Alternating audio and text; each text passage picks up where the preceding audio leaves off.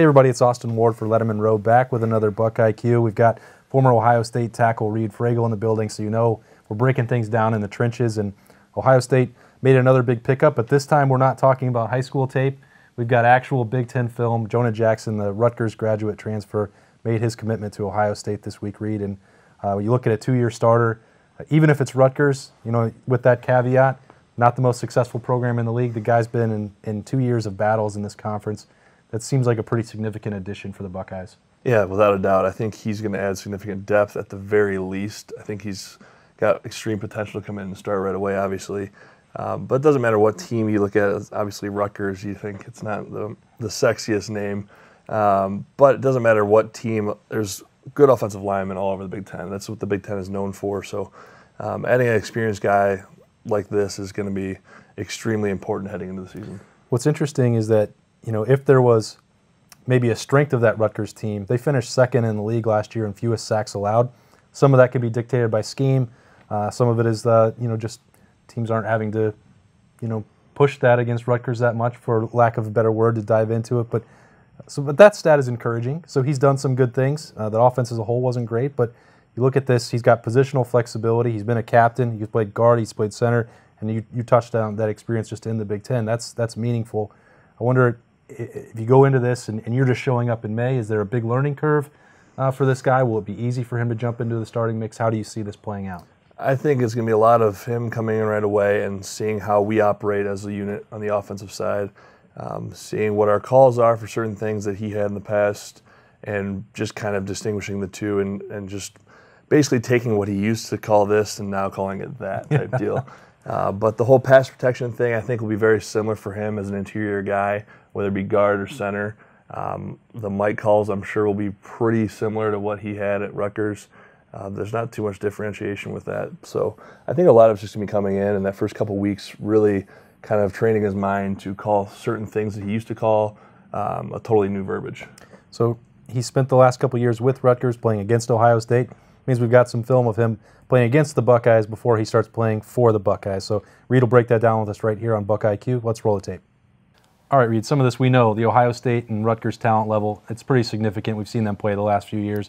Ohio State's going to have the advantage, but Jonah Jackson's out here testing himself, and there's got to be stuff that you can pick up about the way he handles his business. Yeah, especially early on in the game. A game like this at Ohio State, you're going to want to come out the gates kind of flying around. So you'll see him get caught off guard a couple times, like right here. Inside, he gets beat, so he's a little bit on his toes, or on his heels per se, to start the game here. Makes a couple of mistakes, but you also see him finish some plays. I liked his ability to finish a play once he has a guy, his meanness. I always kind of talk about, I like the lineman to play a little bit mean when he can. He does that in a couple of these plays early on. That screen, when you go back to that, the way he gets beat on the inside, it almost looks like some of it too. I'm not going to make excuses for him, but yeah, it looks like you're funneling a guy maybe this way, and some of it too is what I was talking about with Rutgers designing plays to get the ball out quickly and try and negate the pass rush. Yeah, there's a lot of quick hitting plays that Rutgers is going to throw at Ohio State's defense, but a play like that where you got a guy inside you got to be down on that faster than that. I think that's just a mistiming of his of the snap there for him. All right, it's obviously going up against the likes of Draymond Jones and Robert Landers. Nick Bosa. We've talked about all these guys, and everybody knows that those are NFL quality players. So you're going to be up against it. But if you're going to be a starter at Ohio State, you're going to have to be ready for this level of competition. You're trying to win a national championship. Yeah. So the negatives you do see on film here, you got to take it with a grain of salt, because he's going up against arguably the best guys in the country across from him on defense. So if anything, this is a great test for him. To see what he's going to be going up against while playing on the good guys side of the ball. Finally, he's going to hopefully have a lot more help on the offensive line too than he had there. Yeah, a couple guys getting involved there, getting in the way. Good footwork there. Looks pretty solid. I mean, you can't really. Your Rutgers, they don't win a lot of games. Like, we're going to keep saying that over and over, but you're still not going to be able to start for a Big Ten team if you don't have some level of ability to not go out there and embarrass yourself. Yeah, and obviously there's something there. There's his ability to finish right there. You see him kind of wash the guy down at the end of the play. But obviously there's something that the coaches are seeing in him to allow him to come to Ohio State. They're not just looking at this kid who wants to come to Ohio State and say, oh, yeah, we welcome you with open arms. There's certain guys that have to have a type of demeanor and talent level to play at Ohio State, and I don't think that should be overlooked. The toughest part for him, Reid, with this transition and trying to come in and be part of that Slobs where do you think it will be? Is it the culture coming in, trying to fit in? There's been a lot of talk about chemistry in that room and everything like that sort of. How will that work, do you think? I think I read somewhere that he took a visit here and got along with the guys pretty well. So I think that'll help, just kind of having a little bit of familiarity with the guys.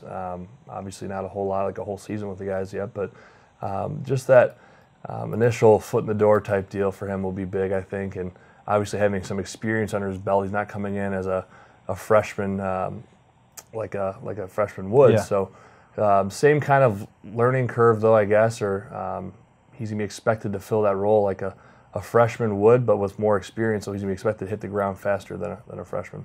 He almost looks, and I don't know any, I'm on the outside of this, and so are you in some respects when we're looking at Rutgers, but he seems to be the guy looking back there to get the snap count from the quarterback and tapping the center. Looks like there's probably more on his plate than you would normally think for a guard. Yeah, typically the right guard will be the one that'll tap.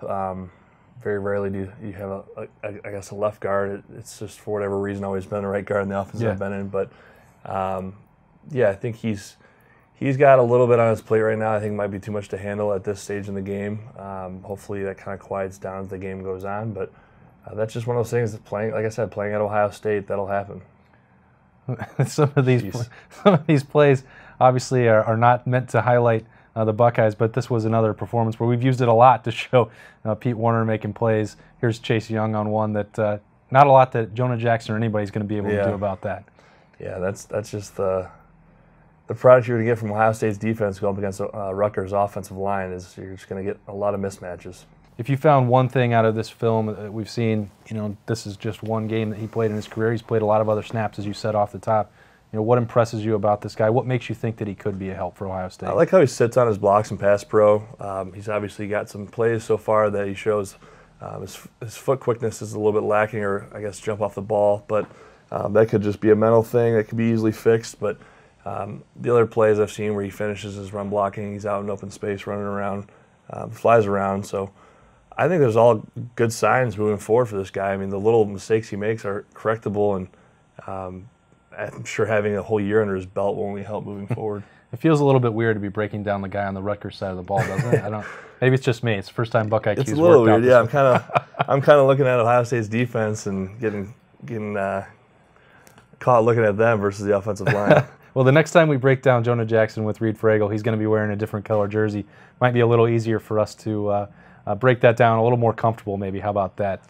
That'll be coming this fall. He'll arrive in May. He's going to have the whole summer to get ready, and training camp obviously in August. Ohio State's got some big expectations for Jonah Jackson as he comes over for Rutgers. We appreciate Reid breaking that down, as always, with us at Lettermen Row. We'll have him back all year round for his analysis and insight on the Buckeyes. So for Reid, I'm Austin Ward. We'll see you next time on Lettermen Row BuckIQ.